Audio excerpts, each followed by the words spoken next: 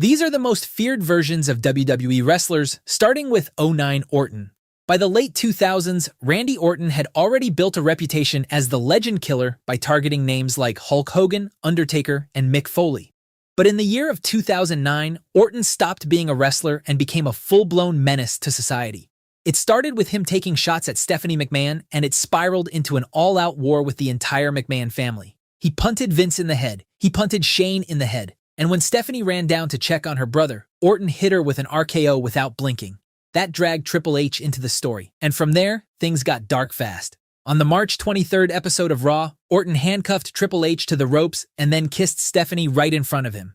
That single moment had the entire world talking, and to this day, it's one of the most watched clips on WWE's YouTube channel. Orton carried that same menace into the ring, winning the Royal Rumble, capturing the WWE Championship 3 separate times that year, and headlining WrestleMania 25 against Triple H. But Orton's terror in 2009 wasn't just limited to the McMahons. He handcuffed John Cena to the turnbuckle and beat him up with a kendo stick at breaking point, and then at one point, this madman literally tried to blow Cena up with pyro during their Iron Man match at Bragging Right. This wasn't the cocky legend killer from Evolution anymore. This was a cold, calculating predator who was basically the Green Goblin of WWE. Today, Randy has cemented his position as a respected locker room veteran and a sure-shot future Hall of Famer. But the terrors of '09 Orton will never be forgotten. However, while Orton's scariest version lasted for 1 year, The Undertaker stayed indestructible on one specific night for over 2 decades. The Undertaker was the cornerstone of the WWE for almost 30 years. The Deadman won world titles, main-evented shows, and had memorable feuds against everyone from Austin and Vince McMahon to John Cena and Batista. However, when it was the night of WrestleMania, nobody came close to the insane aura of the Demon from Death Valley. Taker's WrestleMania streak began in 1991 against Jimmy Snuka and didn't end until 2014. Along the way, he ran through dozens of opponents and never lost once. Kane fell to him twice. Shawn Michaels fell to him twice. Triple H tried and failed 3 times. Batista, Edge, Mark Henry, Randy Orton, nobody could beat the Deadman on the night of WrestleMania. The streak became bigger than any championship in WWE. For over 20 years, it remained a WrestleMania tradition, and heading into the Showcase of Immortals, there was always one question. Who would step up to the Deadman this year? In 2014, the answer was Brock Lesnar, and it changed the entire direction of WWE. At WrestleMania 30, Brock Lesnar stepped up to challenge The Undertaker's streak in what most fans assumed would be just another routine victory for Taker. I mean, of course, Brock was a former UFC heavyweight champion, a former WWE champion, and one of the most dominant wrestlers on the roster, but it was the night of WrestleMania, and on that one night, it was simply impossible to defeat The Undertaker, or so everyone thought. On April 6, 2014, Brock Lesnar did the unthinkable and conquered The Undertaker's WrestleMania streak. The wrestling world stood in stunned silence. Taker's aura of invincibility was broken, and Lesnar's dominance was just getting started. 4 months later at SummerSlam, he challenged the face of the company, John Cena, for the WWE World Heavyweight Championship. Fans expected a back-and-forth contest. Instead, it turned into a massacre. Lesnar hit an F5 30 seconds into the match, then just kept going, launching Cena with German suplex after German suplex, while the champion barely got a shred of offense in. Lesnar won the WWE World Heavyweight Championship and went on to destroy everyone from Randy Orton and Roman Reigns to Braun Strowman and Samoa Joe. The aura boost Lesnar got from breaking the streak and then squashing Cena established him as the most dominant wrestler on the roster, and Lesnar remained the final boss of the WWE from 2014 to 2019. But if there's one wrestler who Lesnar himself has admitted was stronger than him, it was Prime Kane. Kane remained one of the scariest wrestlers on the roster for over 2 decades, but his early run as the Big Red Machine in the late 90s still remains unmatched. His first appearance on October 5, 1997, at the first ever Hell in a Cell match is still considered the greatest debut in wrestling history. As Shawn Michaels and The Undertaker battled inside the structure, the lights cut out, the music hit, and this masked monster ripped the cell door clean off its hinges with his bare hands. After that, he tombstoned his own brother and didn't say a word doing it. Kane didn't talk. He didn't feel pain the way normal men did. He was simply driven by revenge and anger in a way that made him feel like a horror movie character. At Royal Rumble 1998, Kane set a casket on fire with The Undertaker trapped inside it. From there, he went on to win the WWF Championship and feuded against names like Austin, Taker, and Triple H while remaining one of the biggest attractions in the company during the Attitude Era. Even after getting unmasked in 2003, Kane continued terrorizing the roster by attacking everyone from Jim Ross and Eric Bischoff to Shane McMahon and Linda. Let me know in the comments which version of Kane you thought was scarier. But around the same time Kane was terrorizing WWE, over in WCW a different kind of monster was being built. Bill Goldberg debuted on Nitro in September 1997, and from there, he simply didn't stop winning. Most of his matches lasted a minute or two. He'd spear you, jackhammer you, and it was over before the crowd even settled into their seats. The win count kept climbing, and eventually the number reached 173. Along the way, he ran through the likes of Curt Hennig and Big Show, captured the United States Championship, and then, in front of 40,000 fans in the Georgia Dome, defeated Hollywood Hulk Hogan to win the WCW World Heavyweight Championship in one of the most electric moments of the entire Monday Night Wars. The streak finally ended at Starrcade 1998 when Kevin Nash pinned him after Scott Hall blindsided him with a taser. The actual number itself has been debated for years, with insiders suggesting the real total sat closer to 150 than 173, but the impact was never really about the math. Goldberg didn't need lengthy promos. He needed a spear, a jackhammer, and about 90 seconds, and for over a year, that was the single most dangerous combination in wrestling. Years later, WWE tried to repeat the same formula with Ryback, but the copy simply couldn't match up to the original. However, when Goldberg himself arrived in the WWE in 2003, he got a taste of the golden shovel that every wrestler feared from 2002 to 2005. Handed the World Heavyweight Championship by Eric Bischoff in September 2002, Triple H built Evolution alongside Ric Flair, Batista, and Randy Orton and turned Monday Night Raw into his personal kingdom.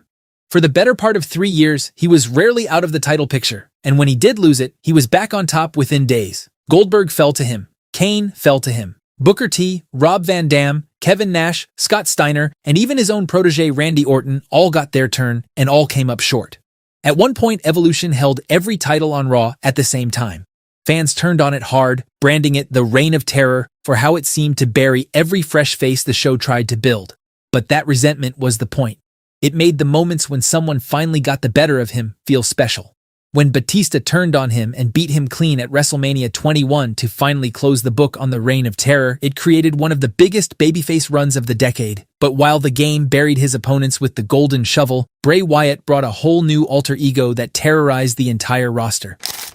For years, Bray Wyatt remained one of the most underutilized talents on the roster. He could cut a promo, he could go in the ring, but every time he came close to a big win, creative simply gave up on him. He lost to John Cena at WrestleMania 30, then lost to The Undertaker the following year, and by the end of 2018, it felt like he would forever be stuck in mid-card purgatory.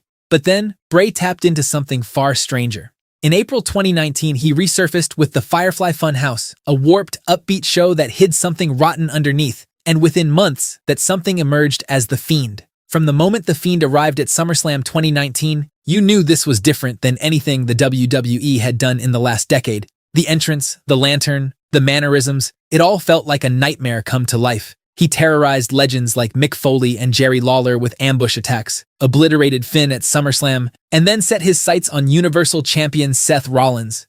The mandible claw became a weapon that could put anyone to sleep in seconds, and heading into their Hell in a Cell showdown, The Fiend was booked as an unstoppable monster. That match ended in controversy when the referee stopped it early, but WWE course-corrected weeks later at Crown Jewel, where The Fiend defeated Rollins to become Universal Champion. For one surreal stretch, Bray Wyatt had built the most unsettling character WWE had produced in years. R.I.P. to the big guy. But while The Fiend had his mask and Kane had his pyro, Kurt Angle proved that sometimes all you need is a mouthguard and superhuman intensity. By the end of 2005, Kurt Angle was already a former world champion and one of the most respected wrestlers on the roster.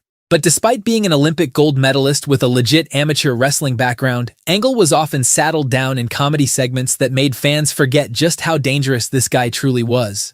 All that changed in 2006 when Angle dropped the comedy act, put on a mouthguard, and became the Wrestling Machine. Angle's matches against Shawn Michaels, John Cena, and The Undertaker, along with his stint in ECW, introduced fans to the most intense version of Angle. But then, in one of the most shocking exits in wrestling history, Angle was released that summer and resurfaced in TNA. In the six-sided ring, Angle became even more unhinged. Gone were the guardrails and safety protocols of WWE, and Angle's reckless wrestling style led to multiple classics against names like Samoa Joe and Abyss.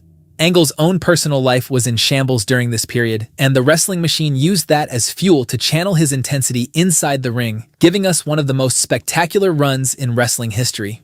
Two different companies, one unforgettable run, and in both of them, Kurt Angle wasn't playing a character anymore.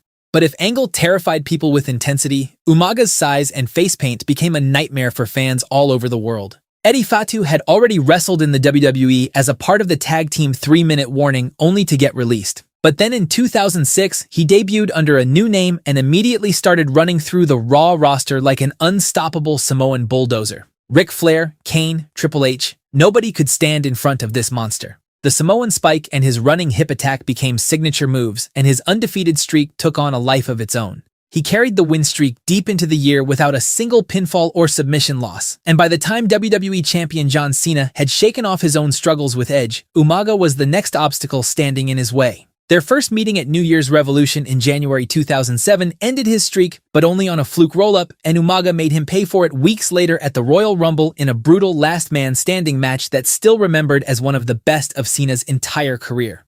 Umaga barely spoke, barely acknowledged pain, and simply demolished whoever WWE put in front of him for 9 straight months. It's the same monster archetype Kane and Goldberg had already proven could work, but Umaga's version came with a physicality that made every match feel like a survival contest. But while Umaga relied on his size and strength, the Demon King proved that sometimes you just need to tap into something darker within yourself. Long before WWE, Finn had painted himself into comic book monsters like Venom and Carnage for big matches on the indie scene. But that idea evolved into something far more iconic when he debuted the Demon at NXT TakeOver R Evolution in December 2014.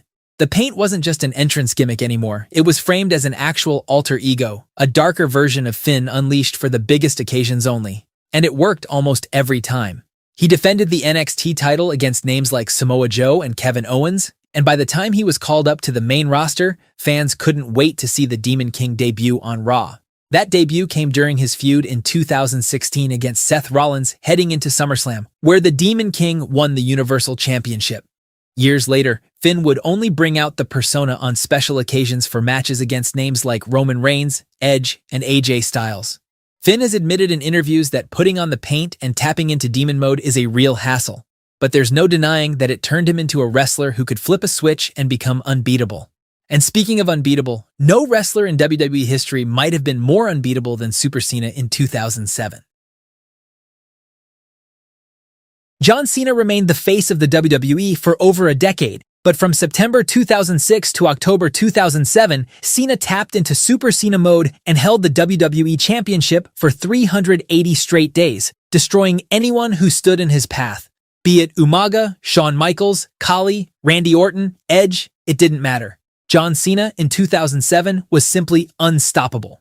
This run of Cena's career divided the audience at the time, with many fans getting tired of the constant winning, but there's no denying that Super Cena and his 5 moves of doom gave Monday Night Raw its most consistent babyface for almost 400 days, right up until a torn pectoral muscle ended it in October 2007. Even after his return, we'd see glimpses of Super Cena against The Nexus, Chris Jericho, The Miz, and other names over the years. But John Cena in 2007 was the scariest version of the 17-time world champion.